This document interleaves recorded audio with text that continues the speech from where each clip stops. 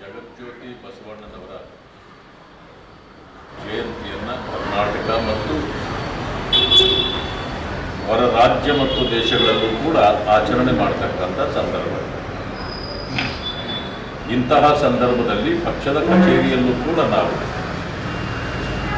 ಪ್ರತಿ ವರ್ಷದ ಪದ್ಧತಿಯಂತೆ ನಾವು ಕೂಡ ಆಚರಣೆ ಮಾಡ್ತಾ ಇದ್ದೀವಿ. ಬಸವಣ್ಣನವರು ಯಾರು ತುಳಿತಕ್ಕೊಳಗಾಗಿದ್ದಾರೆ, ಯಾರು ಅಂಧಕಾರದಲ್ಲಿದ್ದಾರೆ ಅವರಿಗೆ ಬೆಳಕಾದರು.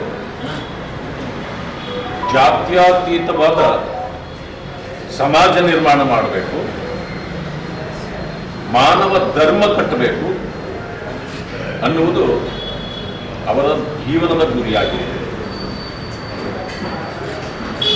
ಬುದ್ಧ, ಬಸವ, ಅಂಬೇಡ್ಕರ್ರವರ ತತ್ವ ಸಿದ್ಧಾಂತಗಳು ಎಲ್ಲ ಕಾಲಕ್ಕೂ ನಾವು ಅದನ್ನು ನೆನೆಸ್ತೇವೆ. ಅವರ ತತ್ವ ಸಿದ್ಧಾಂತಗಳು ಸರ್ವಕಾಲಿಕ ಮತ್ತು ಸದಾ ಜನರಿಗೆ ಒಳ್ಳೆಯದನ್ನೇ, ಅವರೇ ಹೇಳಿದ ಮಾತಿನಲ್ಲಿ ಲೇಸನ್ನೇ ಬಯಸುವ ಸಿದ್ಧಾಂತಗಳು ಬುದ್ಧ, ಬಸವ, ಅಂಬೇಡ್ಕರ್ ಅವರು. ಇದನ್ನು ಮೈಗೂಡಿಸಿಕೊಂಡವರು ಯಾವತ್ತೂ ಕೂಡ ಯಾರನ್ನೂ ಅಳಿಯುವುದೂ ಇಲ್ಲ, ಯಾರನ್ನೂ ತಿರಸ್ಕಾರವೂ ಮಾಡೋದಿಲ್ಲ, ತನ್ನನ್ನು ತಾವು ಬಣ್ಣಿಸಿಕೊಳ್ಳುವುದೂ ಇಲ್ಲ. ಹೀಗೆ ಸಮಾಜವನ್ನು ಕಟ್ಟುವಲ್ಲಿ ಸರ್ವರೂ ಕೂಡ ಸಹೋದರತ್ವದಿಂದ ಇರಬೇಕು ಅನ್ನೋದೇ ಅವರ ವಾದವಾಗಿತ್ತು ಮತ್ತು ಅದನ್ನು ಅಳವಡಿಸಿಕೊಂಡವರು ಹಾಗೆಯೇ ನಡ್ಕೊಳ್ತಾರೆ. ಆದರೆ ಜಾತಿಗಳಿವೆ. ಇವತ್ತು ಜಾತಿ ರಹಿತ ಸಮಾಜವನ್ನು ಕಟ್ಟಬೇಕು ಅಂತೇಳಿ ಹೊರಟವರು ಬುದ್ಧ, ಬಸವ, ಅಂಬೇಡ್ಕರ್. ಬಸವಣ್ಣನವರು ಸಾಮಾಜಿಕವಾಗಿಯೂ ಆರ್ಥಿಕವಾಗಿಯೂ ರಾಜಕೀಯವಾಗಿಯೂ ಕೂಡ ಸೇವೆಯನ್ನು ಈ ಸಮಾಜಕ್ಕೆ ಕೊಟ್ಟಿರ್ತಕ್ಕಂಥ ಸಾಮಾಜಿಕ ಪದ್ಧತಿಗಳು ನಮ್ಮಲ್ಲಿ ಎಷ್ಟು ಕೆಟ್ಟ ಪದ್ಧತಿಗಳಿದ್ವೋ ಅವುಗಳನ್ನೆಲ್ಲ ತಿರಸ್ಕರಿಸಬೇಕು, ಹೋಗಲಾಡಿಸಬೇಕು ಅಂತ ಏನು ಹೋರಾಟ ಮಾಡಿದ್ರು. ಹಾಗೆ ಆರ್ಥಿಕ ಸಬಲತೆಯನ್ನು ಸರ್ವರಿಗೂ ಸಿಗಬೇಕು, ಬಡವ ಶ್ರೀಮಂತ ಅಂತಕ್ಕಂಥ ಸಮಾಜ ಇರಬಾರ್ದು, ಎಲ್ಲರೂ ಕೂಡ ಆರ್ಥಿಕವಾಗಿ ಮುಂದೆ ಬರಬೇಕು ಅಂತಕ್ಕಂಥದ್ದು.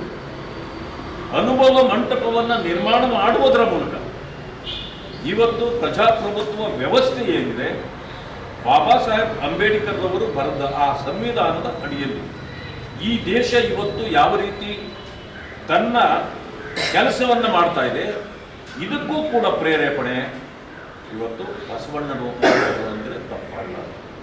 ಯಾಕೆಂತಂದ್ರೆ ಅನುಭವ ಮಂಟಪ ಇವತ್ತು ಯಾವ ರೀತಿ ನಮ್ಮ ಪಾರ್ಲಿಮೆಂಟರಿ ಡೆಮೋಕ್ರಸಿ ಇದೆ ಅಥವಾ ಪಾರ್ಲಿಮೆಂಟ್ ನಡೀತದೆ, ಇದನ್ನ ಅಂದಿನ ಕಾಲದಲ್ಲೇ 12ನೇ ಶತಮಾನದಲ್ಲೇ ಅದನ್ನು ಸೃಷ್ಟಿ ಮಾಡಿದವರು ಬಸವಣ್ಣನವರು.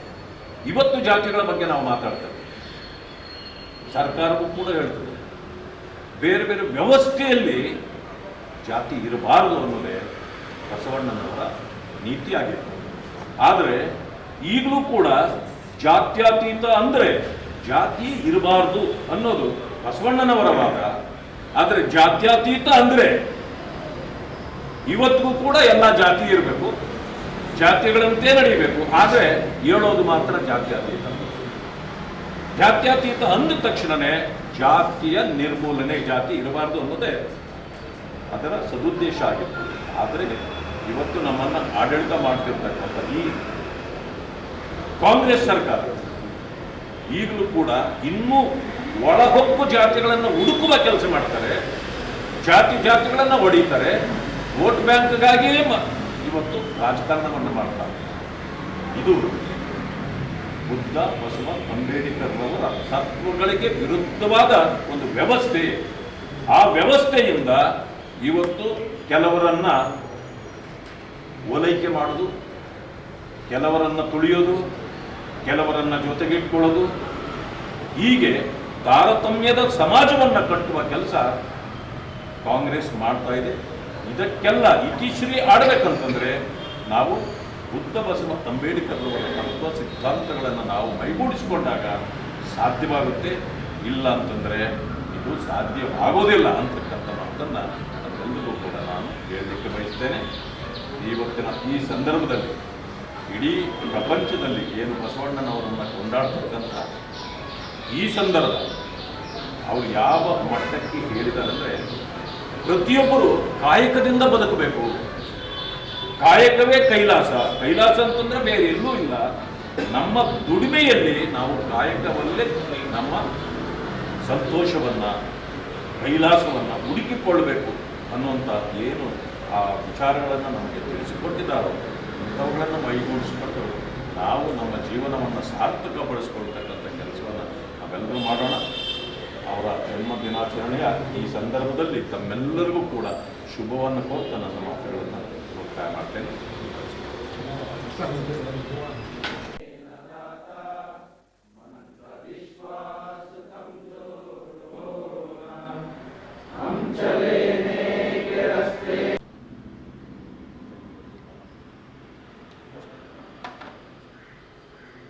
ಭಾರತ್ ಮಾತಾ ಕಿ ಜೈ.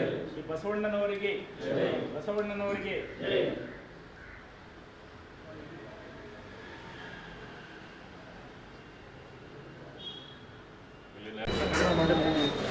ಅಧ್ಯಕ್ಷರು ನಾವು ಸೇರಿನೇ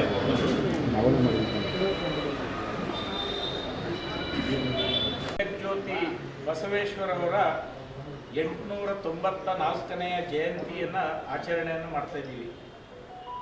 ಇವತ್ತು ಇಡೀ ಜಗತ್ತಿನಾದ್ಯಂತ ಬಸವೇಶ್ವರರ ಜಯಂತಿ ಕಾರ್ಯಕ್ರಮವನ್ನು ಭಾಳ ವಿಜೃಂಭಣೆಯಿಂದ ಮಾಡ್ತಾರೆ. ನಮ್ಮ ಕಾರ್ಯಾಲಯದಲ್ಲೂ ಕೂಡ ನಾವು ಇವತ್ತು ಇದನ್ನು ಹಮ್ಮಿಕೊಂಡಿದ್ದೀವಿ. ಈ ಕಾರ್ಯಕ್ರಮದಲ್ಲಿ